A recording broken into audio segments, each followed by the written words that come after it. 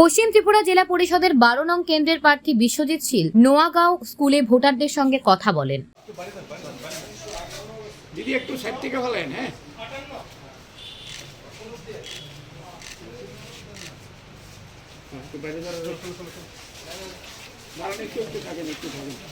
এখন পর্যন্ত মোটামুটি ভালোই চলছে। আপনারা জানেন সকালবেলা একটু বৃষ্টি হয়েছে, এখনও আবার বৃষ্টি হয়েছে, তার জন্য একটু স্লো গতিতে চলছে। তারপরেও কোনো জায়গায় 40%, 50%, 60%-এর উপর ভোট হয়ে গেছে।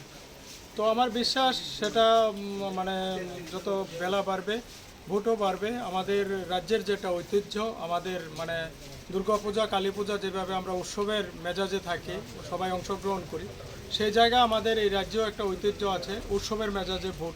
তো আমার উৎসবের মেজাজে সবাই ভোট দিচ্ছে, সবাই ঘর থেকে বেরিয়ে আসছে তাদের গণতান্ত্রিক অধিকার প্রয়োগ করার জন্য। তো সেই জায়গায় দাঁড়িয়ে আমি যেটা লক্ষ্য করলাম আজকে সকাল থেকেই বা প্রচারে যখন ছিলাম ভোটের আগে, তখন থেকেই লক্ষ্য করছি মানুষের মধ্যে একটা উন্মাদনা শুরু হয়েছে।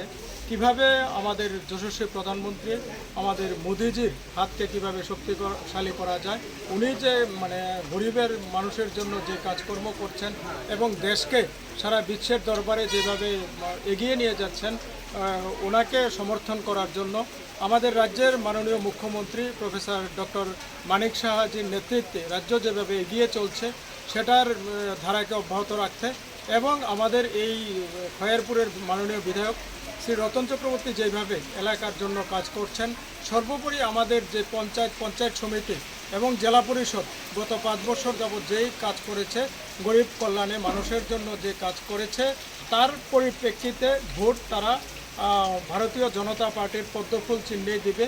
এই 12 নম্বর আসন থেকে তারা ভারতীয় জনতা পার্টির মনোনীত প্রার্থী আমাকে সেখানে জয়ী করবে, এটা আমি নিশ্চিত।